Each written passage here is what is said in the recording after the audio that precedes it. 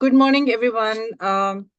Thank you so much for joining me at the Trailblazers talk show. As you already know that I'm going to bring you the best of the best leaders in the show. Today, I have invited Dr. Corey Block with me. He is a globally acclaimed business strategist, but that's not it. He's a leader himself and a celebrated author of three beautiful books. The first one that inspired me greatly is Business is Personal. After reading it, I launched a lot of different projects in which I was personally involved. Before that, I was not at all considering business related to me. I was thinking that it's just business. His book, Spartan CEO, is very, very inspiring. It gives you the best habits that you need to cultivate to ensure that you're leading, not just pausing. Then his recently released book, Love at Work, is amazing. It's revolutionizing the workplace, and he's going to tell us today how and Sure. why. Welcome to the show, Dr. Corey. Thank you so Thank you much so once much. again. Thank you. It's lovely to see you again. It's lovely to see you too. So, um, first up, I'd like you to say two sentences about yourself to introduce. Sure. I'm an executive coach, so that's pretty much all I do now is executive coaching, leadership training, and public speaking. But my heart really is with coaching because I think that's the most impact that I can have on an organization is when I help leaders to perform at their very best. So Mhm. yeah, but I've got lots of history in entrepreneurship and lots of history in academics and lots of history in consulting and strategy. And I've owned and exited my own firms. So and now I'm at that place in my career where I can just pretty much do whatever I want. And so I want to be here with you. Thank you. While you work with, so let's start with the questions. While Yeah. you work with the leaders, and obviously you work with leaders around the world, Mm. what are the common gaps you find in leadership practices? Really, the big challenge is that for leaders, first of all, leadership is very misunderstood. People think of leadership as I don't know, like a psychometric. It's not a psychometric. Leadership at its very core is the worthiness to be followed. And leaders don't choose other leaders. Leaders are chosen by followers. So if you want to know whether or not you're a leader, you have to just look behind you and see if is somebody emulating you? Are they learning from you? Are they listening to you? And if they are, and it's affecting the way that they live their lives, then yeah, you're a leader. And if you're not, then you're not a leader. So I think recognizing that leadership is the worthiness to be followed, I think is very important, and that helps to make it a little bit more accessible to people rather than making it this high level sort of theoretical thing. But what I see the gaps most that I deal with mostly in leaders is still the individuality gap. So leaders are still thinking that they themselves can become the best, most powerful, most excellent form of themselves.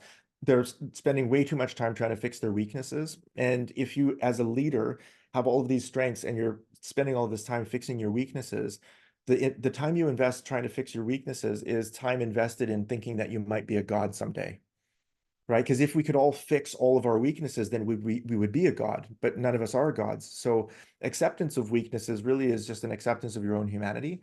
And in order to compensate for those things that are true in all of us, we've got great strengths, but we've also got things that are kind of blind spots and we're not good at. We have to surround ourselves with people whose strengths are our weaknesses, and we have to trust them and collaborate with them. And that's still the hardest thing I see for leaders, especially at the top of large organizations, to do is to surround themselves with people whose strengths are their weaknesses and just trust and empower them as much as possible. That's still big. And then the other thing that I see leaders struggling with still is the imposter syndrome.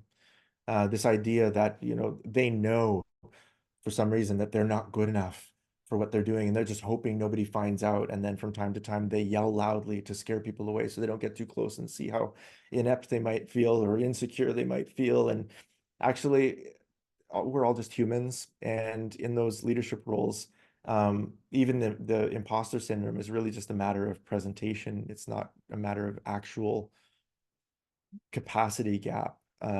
Yeah, we're all just pretending to be a little bit better than we are, and and the humanity of that and the shared experience of that, I think really, for me, helps me to see leaders, high level leaders, in that very, very human light that we're all just doing the best we can with what we have in front of us, and we need each other in order to do that. Yes, we definitely need each other to do a lot of things for sure. So, what do you believe is the best way to build empowered teams? So, what should Oh, be I the think, practices by a yeah, leader to to ensure that the teams are empowered and they are united?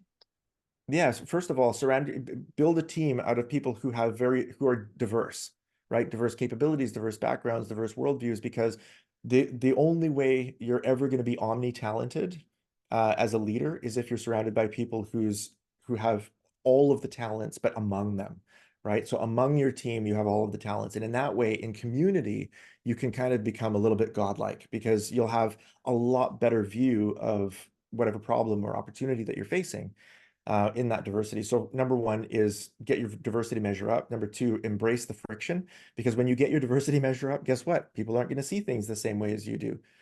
And that is the value. You have to actually value the friction that comes from people seeing things differently and offering different ways to approach challenges and opportunities.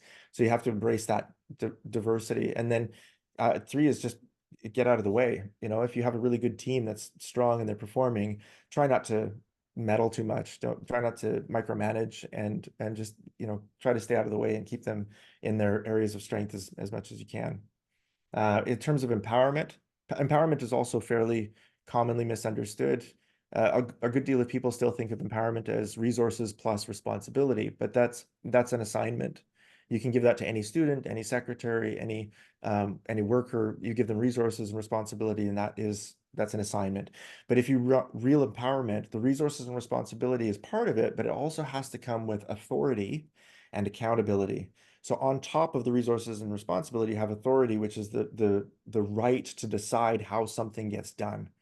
Okay, and the accountability, which is the right to hear back all of the feedback and the consequences of that, whatever the outcome is, right? And so if it doesn't have authority and it doesn't have accountability, then it's not real empowerment.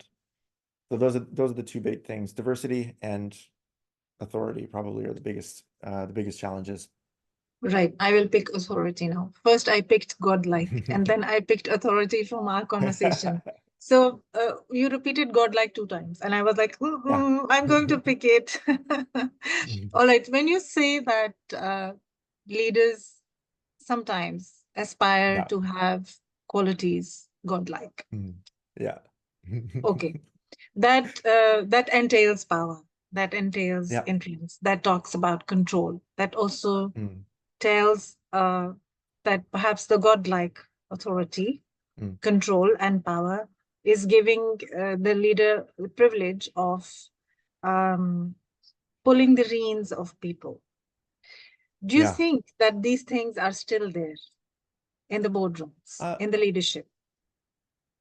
Look, in some of them, yeah, it really is. You have like megalomaniac leaders as chairman of the board or as CEOs of large organizations who really are just in it for themselves, and they're kind of individualistic, and they feel they feel very strongly that their Mhm. opinion is actually scripture. Right? So you'll get that from time to time, you'll bump into these characters. Now, look, they rose all the way to the top of the organization, right? They didn't rise to the top by questioning their own judgment very much or by being proved wrong very often. So you're not going to get a lot of humility up there because of the process by which we choose our leaders. But yeah, it happens from time to time that you get really people who just won't have their opinion questioned and don't like diversity and don't embrace friction in dialogue. They just, this is the way it needs to be done. I'm the boss. There you go. In my assessment, though, if you ever have to share your business card in order to get something done, then you can't be that good of a leader anyway, right? Yeah. That's the lowest level of leadership. If people are following you because they have to, like that's the worst form of leadership. And we Yes. know, we know, like in the sciences, people will work hard for a leader that they fear. That's true, yes, because if they're threatened and you're threatening their livelihood all the time, they'll work hard, yes, but they'll fight for a leader that they love, and they'll die for a leader that loves them back. And that's something you can see in all of human history. If people are fighting for a leader that they love and they believe that leader loves them back, they're also willing to sacrifice their own lives for that. And so I think there's a measure of productivity and efficiency in our organizations that we're not tapping into because we haven't steered dramatically away from fear-based and authoritarian-based leadership in the direction of Mhm. something even more than collaboration, more than belonging. We'll just call that love. Yes, very true. So when it comes to megalomaniac leaders, Mhm. fear is on both sides. They're creating fear, but they themselves are also afraid, That's insecure. correct. That's why Yeah. they are doing that. Yes. Yeah, You said that now I'm going to pick love. You said that yeah. nobody loves megalomaniacs. Nobody loves people who love total control. And people will I didn't serve. say that. Some Okay. people love megalomaniacs, Oh my but goodness. those who love them don't feel that they're megalomaniacs. They don't experience them the same way as people who don't love They're them. not conscious of the power, which is making them slave. Oh, okay, It's let's not possible, get yeah. into that. Yes, it's Mhm. possible. So, love. Your Yeah. beautiful book about love at work. Yes, thank First you. question. How can love solve so many problems at work, so many challenges that today's leaders are facing? How? Yeah, good. Really good. So the reason why I wrote the book was because of my irritation. Okay, all of my books are a product of my irritation with the world. I wrote Mhm. Spartan CEO because I was irritated with the gap between high performing and low performing executives. I Mhm. wrote Business is Personal because I was irritated with people saying to me, it's not personal, man, it's just business. And it not being true. I didn't I didn't think Yeah, it's it not doesn't, it's true. not true. Yeah, and I was and the fact that work-life balance is a myth. So I wrote the book on that. And then the love at work came from this irritation that I had with the fact that I was reading I'm reading a dozen books a year about empathy and leadership, shared values in organizational behavior, belonging, sense of belonging in teamwork, psychological safety in organizations. But I'm not reading any books on the highest form of psychological safety, which is love, the highest form of belonging, which is love, the highest form of empathy, which is love, the highest form of trust, respect, shared Mm. values. You want the highest form of all of those things? We have a shortcut for it. It's called love. And the thing is that love is a bit of a tricky word because, it means everything from like I love chocolate. Okay. I Yeah. do. I love Matt Damon. I've never met Matt Damon, but I love Matt Damon in all of his movies, right? So there's this kind of like casual side. And then on the really meaningful or concrete side, on the committed side, we might say I love my Mm. children, right? I love my children. I would die for them. I would sacrifice. I would do anything I can to improve the quality of their lives. But somewhere between chocolate and children, um, can't we find something that we can use at work? Because neither of these things are romantic or sexual in nature. So there must be something in the middle that we can use. And the challenge Mhm. is when we do use the word at work, when I say, I love you, Nisheen, then Nisheen goes, well, what do you mean by that? Are you flirting with me? Are we are you romantically like there's all this overtone of romance and sex, which isn't on either end of the spectrum, by the way, but somehow has clouded our ability to address this word when actually in evolutionary history for the last 300,000 to a million years, all of our ancestors survived this world by knowing who loved them and who didn't, who they loved and who they didn't. Love was a shortcut for not just for trust and respect and honor, but for shared resources, right? I'm going to share my resources with you. I will provide for you and protect you when you're not looking. You will provide for me and protect me when I'm not looking. That's what love was. Love is a shortcut for these are the people that are going to help me to survive the world most. In the biggest times of crisis, this is my team. Like, why are we not tapping into that? It's a million years of successful survival and adaptation. Why Right. don't we tap into that for our organizations and see what kind of profitability we can come up with? So this can create a very powerful bond between peoples. They will not Yeah, just work definitely. together, they will be able to strike a balance. Strike That's a right. balance that we are all striving for, the Yeah. work-life balance, where we feel secure, we feel protected, we feel taken care of, we feel that we Mm, are definitely working from the heart, we trust each other, we feel that there is a lot of psychological security, that we are mm. okay by being together. So this is a good solution, but how do we cultivate love at work? Perfect. How That's a great exactly question. do we do that? So you don't want to start from love. You don't want to walk into the office and say, I love you. That might be a little weird. So we start with, there's a progression. Okay. So there's a progression of connectedness that I've identified. There's 5 different steps. It starts with inclusion. And I know there's a lot of talk about diversity, equity, and inclusion these days, but inclusion is the baseline. It is level one in love. So inclusion means you are welcome here. Okay, once you're in the room, that doesn't mean that you've contributed anything. That doesn't mean that you're valued. It just means that you're there. You're welcome. Okay, so So inclusion is level acknowledging. one. It's like Not acknowledging. yet. Not Not yet. yet. There's nothing to acknowledge yet. You're there. You're welcome. Then Right. you have to contribute something. And in contributing something, you have to hear some sort of acknowledgement. This is step two. That's heard. Heard is when you are acknowledged for your presence, for the value you've added. You've risked some piece of communication into the tribe or community, and you've said this. And then you're listening for an echo back, right? And then Right. the echo, some acknowledge, You some get a nod or say, response. hey, you get a response, Mhm. then you're heard. And then if you get an echo back and the echo is roughly what you meant, then you'll not only feel included and heard, you'll also feel understood. Yes. Understood is one of the most difficult ones because we don't take time to actively listen to each other well enough to help each other feel understood. But the reality is that most humans, most of the time, we don't need to be agreed with nearly as much as we need to be understood.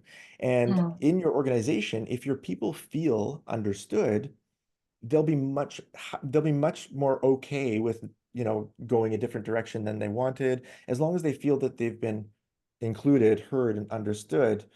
Being together is more valuable than being right for humans. And so it's going to be okay with us if we don't reach an agreement, but it's not okay with us if we don't reach an agreement and we feel misunderstood. That's not Mhm. okay. So Mhm. that's where But understood being becomes understood really, is not really easy. I valuable. know this is the third level, but it's not Yeah. easy. So we will need a little bit of tips here. Like, how can we Yeah. ensure that we are being understood? That we are being understood or that we are understanding others. Both ways. But being Okay. understood is the most difficult part. And I have experienced too many challenges in that side. Too Yeah. many. Yeah. Yeah. So I usually, when I want to know if I'm understood, I ask the other person, can you please just repeat back to me what you think I've said or what you've heard in your own words? That's it. If they repeat it back to me and it sounds roughly like what I meant, yeah, I feel understood. But Right. if I just say what I want to say and then I don't ask for that echo back, then I might not be understood, Right. So right? it's Or if I get, communication. yeah, Has to if be the very echo comes strong back and communication. it's, yeah, but it's because we can't read minds, right? It would be all so much easier if we could just read each other's minds. But instead of reading minds, we have to translate our ideas into like funny noises we make with our face, right? I make noises with my face and then hope that whatever I say enters into your ear and you put together the same sort of picture as what I'm trying to draw. So I say pink elephant and you hear noises from my face in your ear, it rattles your eardrum, and you translate that into, well, hopefully, if you understand English, it's going to look something like a pink elephant. And we've got shared meaning on what those noises are. But every act of communication is a series of translations. I'm translating Right. my meaning into a set of pops and beeps and hisses with my face that you are Mhm. interpreting through the vibration of your ears and then translating it again into a set of meaning or concepts. It's actually a very complex process and it's very easy to get wrong. Being misunderstood is devastating for people. They feel marginalized or excluded when they're misunderstood. It's very easy to help people to feel understood, even if you disagree with them. All you have to do is Mhm. repeat back to them what they said to you so that they feel that you understand what they meant. Even if you disagree, they need to feel heard and understood. And all you have to do that is just to repeat it back. Once, and then you ask Yes. them, did I understand you correctly? Is this what you meant? Get the Mhm. affirmation. Then you'll know they're understood. Then, even if you decide not to agree with them, at least they'll feel validated that they got their piece in, you know? And that's level Yes, three. that's great. And If it's you want easy. people, yeah, yeah, well, I mean, it's lazy work not to do it. Let's put it that way. I agree with you on that. Yeah. Yes. So, But then if so you the want to number move on four. from number four is valued. When people Mhm. feel heard and understood, that doesn't mean that they've made any change. But when they feel heard and understood and what they've contributed to the conversation or the community actually results in change, then they feel valued, right? Like if you receive a piece of advice and you say, "Oh, yeah, okay," but then you don't do anything about it, it's not valuable advice. it hasn't exacted any change. It's not valued. You've understood the advice, but you haven't done anything about it, and therefore it's not valued. And so people feel valued when they see their contribution resulting in meaningful change. And if that happens over a period of time and it happens reciprocally, then you might end up getting to the place where they feel loved. Love is when there's a reciprocal value exchange over time, where I say something and then you change the way you live as a result. You say something and I change the way I live as a result. We're changing each other's behaviors and thought patterns based on each other's input. That ends up becoming loving when you build that kind of rapport and trust. And it's really interesting what happens to productivity and profit when you get loving relationships, especially among executives and organizations. Like if you can Mm-hmm. imagine an executive, when you have two people who really genuinely love each other in the office, one of them can say to the other one, you can pull one of them into a room and say, stop this, you're being a jerk right now. Just let go of this particular issue and move on. You're kind of making us all look like dicks. Like, just stop. But that kind of direct, raw feedback that can really result in behavior change can't come Mm-hmm. outside of a loving relationship. You have to have Yeah. the rapport for you to be able to hear raw, critical feedback like that and to say, Yes. oh, right. And it kind of shocks you into like, oh, right, maybe I am being a jerk. Maybe I should like step back on this. Okay, but the only way I'm going to trust that kind of critical feedback is if I know for a fact that you love me, you have my back, you provide for me, and you protect me. That gives you the right to speak to me like that. And we're Do you missing think out that this, yeah. on that quality of feedback because we're not pursuing loving relationships. Hmm. So my question, do you think that uh, with this kind of a bond, there will be stronger leaders and they will be not control freaks? Yeah, absolutely. Because you're gonna just, I mean, you'll naturally trust each other. You'll naturally collaborate better. It's like, hey, I'm passing the ball, and then you'll just naturally catch it. There's gonna Mm-hmm. be a lot less need for negotiation because you'll just know what each other is capable of. You'll be able to trust each other's judgment. There's gonna be a lot more grace for mistakes. So when mistakes are made, it's like, you know what? It's okay. I've got your back. I love you. Let's go, let's keep going. We are not gods. We are not prophets. Let's run. I've got this, you know? Yeah. There's going to be a I lot also more feel, covering for each other. Like yeah, if you're overwhelmed, I've got you, let me pick this up. Or if I'm overwhelmed, maybe you'll say, I've got you, I'll pick this up. So there's going to be a lot more shared efforts as well. yeah. I also feel that it's going to build more Yeah, confidence in definitely. teams in sharing their opinions, and more Yeah, confidence in the leaders in accepting those opinions and considering them. agreed. You're much more likely to accept an opinion that's diverse from yours if you believe that the person giving it to you loves you. Mm. If you think Yes. that they have your best interest at heart and they're working to try to improve the quality of your life with every interaction they have with you, then yeah, Mhm. you're going to interpret whatever they say through the best possible filter.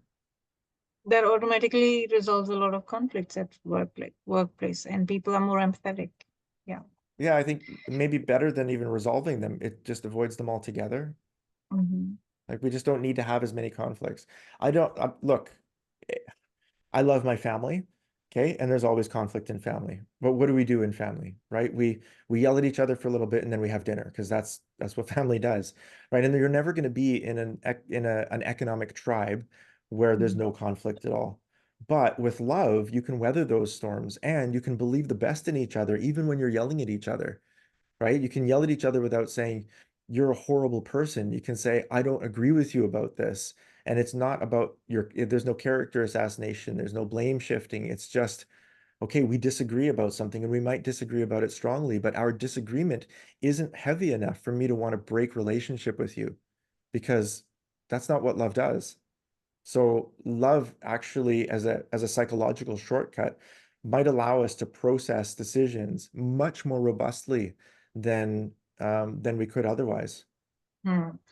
How do you recommend the leaders Mm. to balance between affection and professionalism?